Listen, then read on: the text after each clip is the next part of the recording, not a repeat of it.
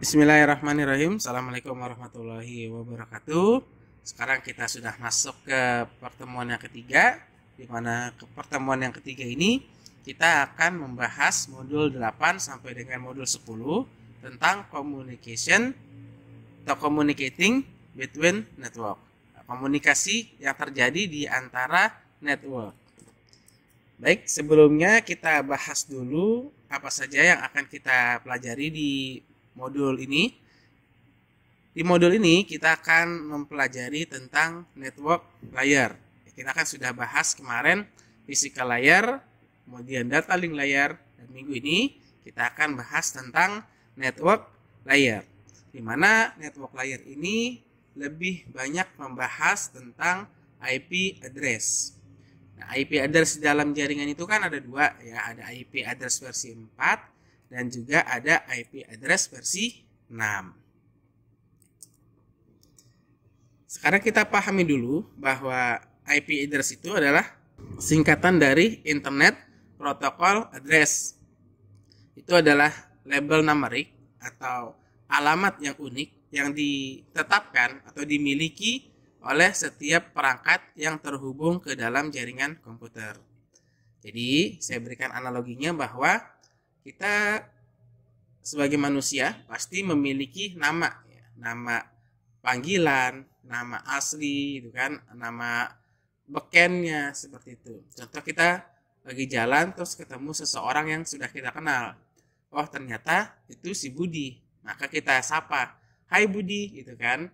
Maka Budi itu akan balas responnya, "Ya, ada apa?" gitu kan. Ternyata dia sudah saling kenal. Begitu juga di dalam jaringan komputer, perangkat-perangkat tersebut pasti memiliki nama. Ya, kalau nggak memiliki nama atau nggak memiliki alamat, nah nanti data yang dikirim itu tidak akan pernah sampai. Kita mau kirim paket dengan tujuannya ke Semarang. Nah, nanti kan di Semarang itu pasti ada penerimanya siapa. Tapi kalau paket itu tidak jelas penerimanya siapa, maka paket itu tidak akan pernah sampai. Bahkan paket itu akan dibalikan lagi ke pengirim. Begitulah konsep dari IP address. Nah, di dalam IP address kita mengenal yang namanya encapsulation atau data yang dikirim itu akan dibungkus, kemudian akan diberi label. Nah, label tersebut disebut dengan header. Header IP address ini digunakan untuk mengirim paket dari host asal ke host tujuan. Nah, ini ada gambarnya nih. Ini adalah ada ilustrasi bagaimana PDU atau paket data itu dari lapisan transport itu akan dienkripsi untuk dikirim ke network layer, ya. Atau sebaliknya, dari network layer nanti dikirim ke transport layer. Nah, masing-masing segmen, masing-masing layer ini memiliki headernya. Jadi kalau di network ini disebutnya header IP. Kemudian kalau di transport layer ini disebutnya dengan header segment. Jadi data yang dikirim dari network layer berupa IP address ini akan dienkapsulasi, kemudian akan diberi header. Ya, ini adalah tandanya.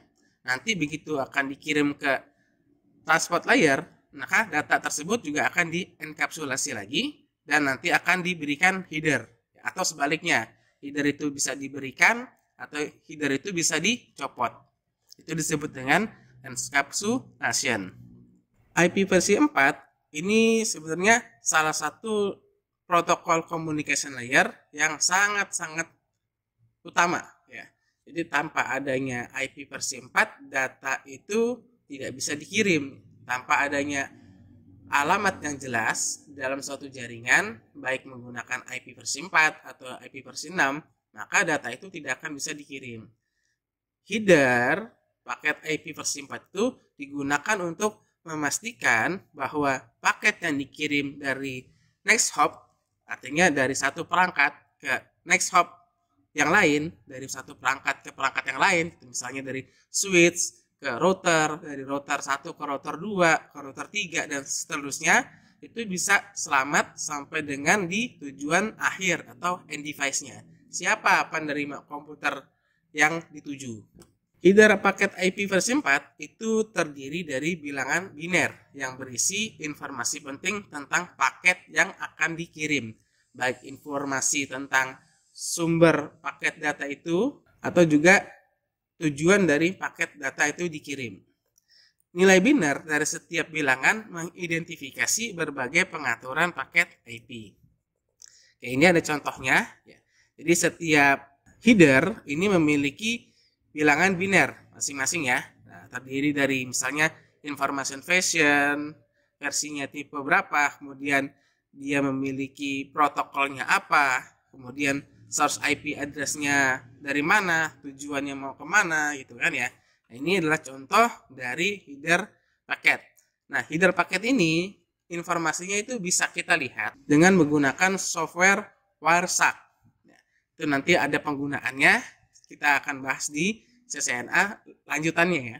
Nah, ini contohnya saja ketika data itu dikirim dengan tujuannya 192.168.1, maka nanti di sini kita bisa lihat nih ya, ada versionnya, version 4, kemudian panjang headernya 20 bit gitu kan. Kemudian time to live-nya 128, protokol yang dituju adalah TCP gitu ya, atau HTTP dan lain sebagainya. Ya, nanti header ini bisa kita lihat dengan menggunakan software Wireshark. Baik, sekarang kita masuk ke IP versi 6. Kenapa harus ada IP versi 6? Kenapa harus ada IP versi 4? Itu kan sebenarnya ini hanya masalah jumlah penggunaannya saja ya. Karena IP versi 4 itu sekitar 4 miliar jumlahnya gitu ya. Nah, sedangkan perkembangan teknologi sekarang semakin pesat gitu. Kalau dulu yang memiliki IP address itu ya hanya komputer saja di dalam jaringan. Kalau sekarang IP address itu sudah ada di smartphone kita. Nah, sekarang siapa orang-orang yang nggak punya smartphone? Tentu semua orang punya smartphone. Nah, sekarang ketika smartphone itu terkoneksi dengan internet, contohnya wireless atau provider yang kita gunakan di handphone, tentu perangkat kita sudah memiliki IP address. Nah, saking banyaknya pengguna IP address, maka sini dikatakan IP address ini semakin menipis. Ya, walaupun penggunaan IP address di perangkat kita atau di perangkat komputer itu bersifatnya IP address private ya. Beda dengan IP address public. Tapi semakin banyak provider, semakin banyak penggunaan perusahaan gitu kan, tentu penipisan IP address public ini akan terjadi. Kemudian juga dengan menggunakan IP versi 4 ini memiliki kekurangan koneksi end to end ya. Kalau di suatu jaringan lokal, contohnya di kantor itu kan ada komputer-komputer yang terhubung di kantor tersebut itu. Nah, komputer tersebut tidak bisa koneksi ke internet. Kenapa? Karena menggunakan IP address private. Jadi semua komputer yang ada di jaringan lokal itu menggunakan private. Kalau mau ke internet, dia akan diubah ke satu alamat IP public yang dibeli oleh perusahaan. Nah, karena itulah ketika komputer mau terhubung ke internet, dia tidak ada yang namanya koneksi end-to-end-nya, nggak ketahuan. Jadi dari jaringan lokal ke internet dikirim data mau ke jaringan lokal yang ada di kantor lainnya, di cabang lain. Nah, itu kan harus dienkripsi dengan menggunakan metode NAT. Makanya di sini sebutnya kurangnya koneksi end-to-end. Nah, karena koneksinya yang seperti itu, maka terjadilah kompleksitas jaringan sangat meningkat ya. Jadi jaringannya sulit, rumit ya, gitu. Nah, beda dengan IP versi 6. Ya, bisa saja IP versi 6 ini nanti setiap perangkat memiliki IP versi 6 secara publik gitu. IP versi 6 ini space-nya seperti apa sih? Space IP address IP versi 4 itu sebanyak 32 bit. Sedangkan IP versi 6 itu sebanyak 128 bit.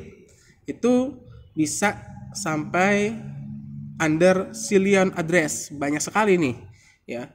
Jadi udah di atas billion address ini, udah banyak sekali. Sehingga kira-kira setara dengan setiap pasir di bumi ya, bukan di lautan. Makanya banyak sekali gitu. Maka tak heran nanti perkembangan internet itu semakin maju, ya setiap perangkat yang Anda gunakan sekarang, baik komputer atau laptop atau smartphone, nanti akan menggunakan IP versi 6. Nah, ini juga sama, IP versi 6 dia memiliki paket header juga sama seperti IP versi 4. Ini bisa kita lihat di sini ada informasi tentang source address-nya siapa, pengirimnya siapa, gitu kan. Kemudian hop limitnya berapa, versinya berapa, gitu ya. Hanya saja dia tidak memiliki kayak TCP-nya apa yang digunakan, gitu ya, dan lain sebagainya. Hanya lebih sedikit ya informasi yang ada di header IP versi 6. Sekarang kita masuk ke Introduction to Routing, pengenalan routing. Karena kita sudah belajar IP address. Nah, penerapan IP address itu yang paling banyak adalah diterapkan di routing. Nah, IP versi 4 ataupun IP versi 6 itu paketnya selalu dibuat di source host ya, sumber pengirimnya. Nah, sumber pengirimnya ini nanti harus dapat mengarahkan kemana paket itu akan dikirim. Contohnya di sini ada komputer localhost ya, komputer localhost. Kemudian di dalamnya ini dia terhubung dengan komputer-komputer yang masih satu network. Ini disebutnya komputer localhost ya. Nah, komputer-komputer ini dia bisa memiliki IP address-nya sendiri ya, itu disebut dengan itself. Artinya komputer tersebut bisa mencatat atau menggunakan IP address-nya untuk dirinya sendiri. Contohnya misalnya IP address localhost ini adalah 192.168.10.15. Nah, nanti dia bisa ngeping ke dirinya sendiri. Itu disebut dengan itself. Nah, komputer-komputer dalam jaringan 192.168.10.0 ya, belakangnya mau titik 10, titik 15 itu disebut dengan local host. Sedangkan dari PC 2 ini dia akan berkomunikasi ke suatu server yang entah ada di mana itu, entah ada di jaringan yang lain atau di jaringan internet. Ini disebut dengan remote host ya. Kemudian alamat-alamat pada jaringan komputer itu sebenarnya akan dicatat mau kemana, lewatnya mana gitu ya, di setiap perangkat, apakah itu di PC ataukah di router atau bahkan di switch.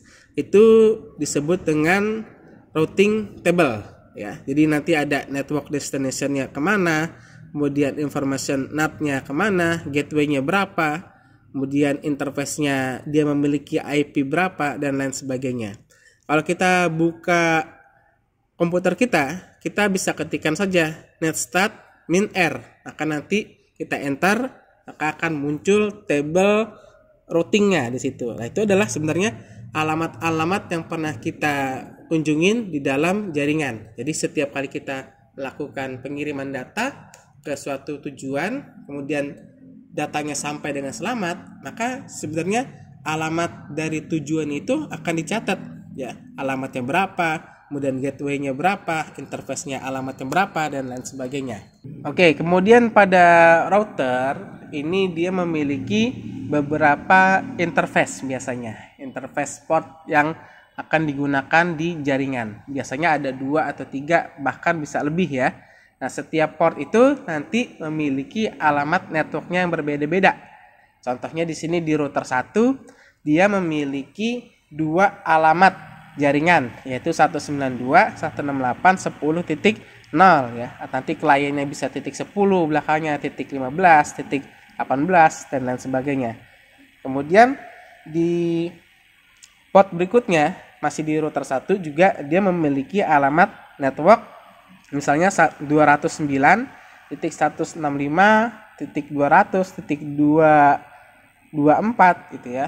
Nah, itu nanti disebutnya dengan directly connected network ya, artinya jaringan yang berada di router tersebut disebutnya directly connected network. Kemudian ada lagi yang namanya remote network ya, di mana remote network ini adalah alamat yang kita tuju dari jaringan tersebut gitu ya. Misalnya dari router 1 PC 192.168.10.10 ini akan berkomunikasi ke jaringan yang ada di alamat 10.1.1.10 yaitu PC 2. Nah, ini disebutnya dari alamat network remote ya, atau remote network. Kemudian ada lagi istilahnya default route ya. Default route ini adalah alamat-alamat network yang tidak tercatat secara lokal pada perangkat router. Contohnya kalau kita mau mengakses google.com atau facebook.com gitu ya, kita tidak mungkin melakukan routing ke router yang ada di Facebook atau di Google. Maka untuk melakukan itu semua ya kita menggunakan default route. Kemudian untuk penggunaan routing sendiri ini ada dua macam, ada yang secara manual atau juga yang secara otomatis, disebutnya dynamic. Yang manual ini kita sebutnya adalah routing statis, dan yang dinamik ini kita sebutnya dynamic routing. Sekarang kita bahas routing statik ya. Jadi routing itu ada dua macam, ada yang statik secara manual dan juga ada secara otomatis atau dinamis, disebutnya dengan routing dinamis. Nah, kalau kita lihat dari topologi seperti ini, ya ini ada tiga network. Network pertama itu adalah 192.168.10.0 dengan kliennya itu titik 10. Itu ada di router 1. Interface-nya adalah gigabyte 0/0/0. Kemudian di gigabyte 1 itu dia memiliki alamat atau network 209.168.200.224 ya. Yang 1225 ada di router 1. Kemudian untuk di router 2-nya itu alamatnya 209.165.200.266. Sedangkan di alamat lokalnya pada router 2 itu memiliki IP 10.1.1.10 yaitu di PC 2. Sekarang bagaimana PC 1 ini mau berkomunikasi ke PC 2? Yaitu kita akan melakukan konfigurasi routing statis. Nah, pada software packet tracernya kita buat topologi seperti ini. Kemudian pada router 1 kita akan konfigurasikan routingnya secara manual. Nah, kalau untuk rumus routing statik itu sebenarnya mudah saja. Yang harus kita ingat adalah dari mana, mau ke mana, kemudian lewatnya lewat mana. Sekarang kita mau dari mana? Kita mau dari 192.168.10.1 mau ke mana? Mau ke 10.1.1.10. Maka nanti dia lewatnya lewat mana?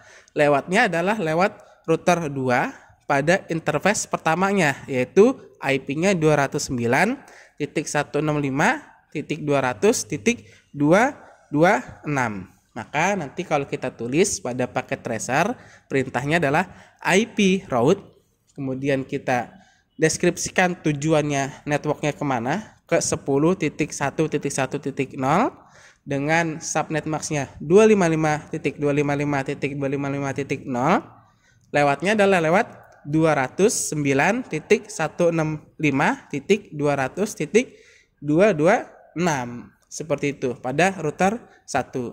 Nah, nanti Anda juga harus konfigurasikan juga pada router 2-nya arah kebalikannya, yaitu IP route, kemudian tujuannya adalah 192.168.10.0 dengan subnet mask-nya 255.255.255.0. Lewatnya adalah lewat router 1 ya, adanya di interface gigabyte 0/0/0/1 dengan alamatnya adalah 209.165.200.255 ya.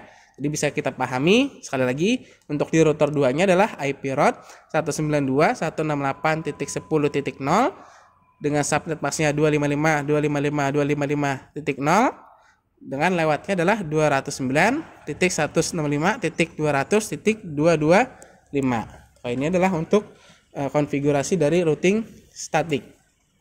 Sekarang kalau untuk routing dinamis, ini sangat banyak sekali ya. Routing dinamis itu ada yang menggunakan OSPF, ada yang menggunakan RIP, itu ada yang menggunakan EIGRP. Kalau di Cisco itu banyak sekali. Nah, kalau routing dinamis kita tidak perlu mendeskripsikan network tujuannya, gitu ya. Kita hanya mendeskripsikan alamat dari jaringan yang ada pada router tersebut. Nah, contohnya kalau di router 1 berarti alamat networknya adalah 192.168.10.0 dan 209.165.200.224. Begitu juga nanti di router kedua, dia hanya mendeskripsikan atau menuliskan alamat jaringan yang ada pada dirinya, yaitu 209.165.200.224 dan 10.1.1.0. Maka dengan menggunakan metode dynamic routing ini, masing-masing router ini akan mendeskripsikan dirinya sendiri. Ketika sudah terhubung, maka otomatis dia akan melakukan routing terhadap router-router yang terhubung dengannya atau bertetanggaan ya, seperti itu. Ini contohnya dengan menggunakan routing dinamis pakai OSPF. Nah, untuk routing dinamis ini sangat banyak ya. Dia terbagi menjadi internal dan eksterior ya, interior dan eksterior. Maaf. Nah, sedangkan untuk interior ini dia punya jenisnya ada RIP ya, ada OSPF, ada EIGRP, ada IS2ES. Sedangkan untuk yang eksterior untuk menghubungkan beda provider gitu ya, itu bisa menggunakan routing BGP. Nah, nanti Anda bisa mengambil teknik routing ini biasanya ada di materi-materi di level atas dari CCNA seperti CCNP atau CCIA. Kemudian ada lagi yang namanya ARP, yaitu Address Resolution Protocol, di mana ARP ini merupakan sebuah protokol dalam jaringan yang digunakan untuk mengetahui alamat dari hardware. Alamat hardware ini adalah alamat MAC address ya. Jadi selain IP address, penggunaan MAC address ini juga akan dicatat di level network layer. Nah, contohnya seperti ini. Ini ada komputer ya, H1. Dia bertanya nih, dia mau tahu alamat MAC address dari komputer yang mau dituju, yaitu 192.168.1.7. Maka nanti dia akan mengirimkan paket tuh, PDU ya, ke ketiga komputer ini. Nah, maka yang bukan alamat dari 192.168.1.7 ini akan memberi informasi bahwa itu bukan saya gitu. Maka saya tidak bisa memberikan alamat MAC address-nya. Tetapi pada komputer 4 yang memiliki alamat address 192.168.1.7 yaitu akan berpendapat yaitu itu adalah saya gitu ya. Nah, maka inilah alamat dari MAC address saya, seperti itu. Oh, ternyata dia sudah memberikan alamat MAC address-nya kepada komputer 1 ya. Dia sudah mencatat informasinya, barulah dia bisa meneruskan paket data yang dikirim untuk alamat 192.168.1.7. Jadi intinya tidak hanya IP address saja, tapi juga ada pencatatan MAC address. Ini disebut dengan ARP ya, atau Address Resolution Protocol. Nah, ARP ini sama seperti IP address ya. Kalau IP address itu namanya table routing ya, pencatatan alamat IP, tujuannya kemana, sumbernya kemana gitu kan, gateway-nya berapa. Nah, kalau di ARP dia juga memiliki pencatatan sendiri disebut dengan ARP tables, di mana ARP table ini akan memberikan informasi tentang protokolnya apa, kemudian alamat IP address-nya berapa, dan alamat hardware-nya berapa. Itulah kenapa terkadang di dalam jaringan ketika kita mau mengamankan jaringan, seperti kita mau membatasi limitasi internet terhadap penggunaan, kita bisa membatasi berdasarkan IP address atau juga kita bisa membatasi dengan menggunakan MAC address. Misalnya kita mau memblok situs-situs yang tidak boleh kita kunjungi, ya komputer siapa saja yang pernah mengakses situs tersebut. Nah, itu kita bisa blok dengan menggunakan IP address-nya, atau bisa kita gunakan blok pakai ARP atau MAC address-nya. Kemudian ini ada beberapa basic konfigurasi router yang harus Anda paham ya. Salah satunya adalah konfigurasi nama perangkat ya, kemudian memberikan password, kemudian memberikan akses telnet atau SSH gitu, atau memberikan banner. Contohnya kalau Anda sudah memiliki software packet tracer seperti ini. Nah, ini seperti ini ya. Nah, Anda tinggal cari saja perangkatnya. Di sini kan ada router ya. Router tinggal Anda pilih saja routernya. Misalnya routernya seperti ini. Nah, ini kalau Anda double klik. Oke. Nah, di sini perangkat routernya ada physical. Ya, physical ini adalah bentuk routernya nanti seperti apa. Di sini konfigurasi langsung bisa kita terapkan atau kita bisa menggunakan CLI ya, command line-nya. Ini kalau kita enter, kita harus konfigurasi dulu enable. Ya, artinya untuk mengaktifkan router tersebut. Ya, kalau kita tidak enable, nanti kita tidak bisa melakukan konfigurasi seperti IP address atau VLAN atau routing ya. Itu seperti itu. Kemudian kita masukkan juga perintahnya configure terminal. Ya, kemudian kita enter seperti ini. Nah, sampai dengan dia berada di posisi router ya, dalam kurung config ya, nanti tandanya dia sudah bisa dikonfig atau masuk ke mode administrator, dia adalah tandanya pagar ya. Nanti kita bisa ganti nih, contohnya di sini konfigurasinya adalah mengganti nama device ya. Perintahnya adalah hostname, misalnya ini harus huruf kecil ya, hostname, kemudian kita buat router pertama gitu ya, atau router pusat gitu.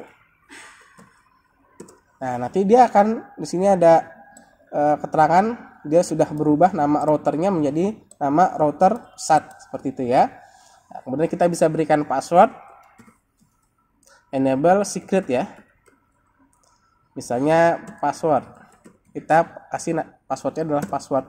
Maka nanti ketika kita exit lagi, kemudian kita masuk lagi enable. Ya, maka nanti dia minta password. Passwordnya adalah ya password. Ketikkan saja password. Anda bisa mengganti passwordnya terserah ya, suka-suka Anda. Atau melakukan penyimpanan konfigurasi. Di sini ada save the configuration ya. Anda bisa mengetikkan copy running config, kemudian startup config. Kemudian Anda enter. Oke. Nah, nanti konfigurasinya sudah tersimpan. Ya, atau Anda bisa melakukan dengan perintah write saja. Enter. Oke, ini sama saja ya untuk menyimpan konfigurasinya. Seperti itu. Jadi ini konfig dasar yang harus Anda bisa pahami dan bisa lakukan. Nah, seperti nama router, kita bisa cek ya di sini untuk pemberian alamat IP address. Ya, kan tadi kita sudah lihat bahwa IP address bisa kita berikan di perangkat router. Sekarang perangkat routernya ini dia memiliki berapa port dari interface. Berarti ada dua nih ya, interface gigabit 00 dan interface gigabit 01. Nah, masing-masing ini bisa kita berikan alamat IP. Contohnya adalah seperti ini. Ini kita masuk lagi ke mode configure terminal. Kemudian kita panggil interface-nya, interface gigabyte 0 garis miring 0 ya. Kemudian kita berikan IP address-nya, IP address 192.168 misalnya 10.1 itu ya, dengan subnet mask-nya 255.255.255.0 ya. Kemudian kalau kita sudah konfigurasikan, kita bisa perintah dengan no shutdown. Oke, seperti itu ya. Atau Anda bisa berikan IP address versi 6 sama perintahnya IPv6, kemudian address, kemudian masukkan alamat addressnya gitu ya. Kemudian kita bisa lihat konfigurasi apa saja yang telah kita lakukan pada perangkat router. Di sini kita bisa ketikkan perintah show IP address. Kita bisa ketikkan perintah show IP interface brief ya, untuk melihat informasi dari interface yang ada pada router, kemudian dia memiliki IP address-nya berapa, gitu kan. Nanti dia bisa lihat ini statusnya apakah hidup atau mati. Kalau dia aktif atau hidup, statusnya adalah up. Kalau misalnya dia mati atau tidak aktif, pasti statusnya adalah down. Oke, ini untuk IP versi 6-nya ya. Sama juga. So IP versi 6 interface brief seperti itu. Atau Anda bisa cek juga table routingnya baik pada IP versi 4 atau IP versi 6 dengan mengetikkan perintah show IP route seperti itu ya.